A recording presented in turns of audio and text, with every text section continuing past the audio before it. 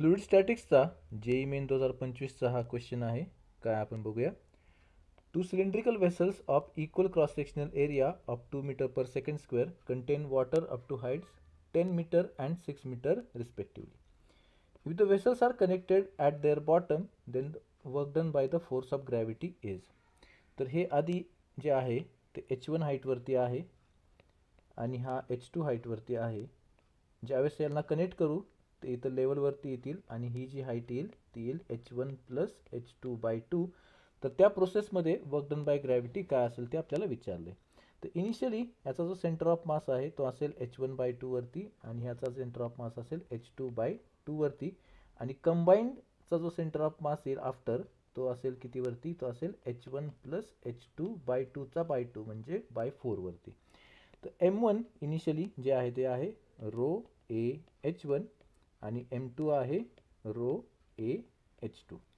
तर potential energy initial of vessel 1 will be rho a h1 that is m1 into g into h1/2. तर हे किती येते आपल्याकडं rho a g into h1² similarly potential energy जी second वेसलची असेल ती असेल rho a g into h2² divided by 2.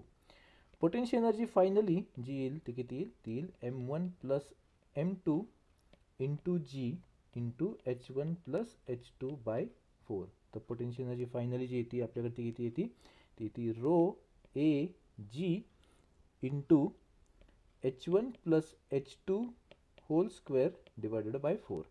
तर वर्क डन जे येईल ते येईल potential energy initial minus potential energy final. तर ते किती येते, ते येते rho a g by 2 into h1² plus h2² minus rho a g by 4 into h1 plus h2 whole square.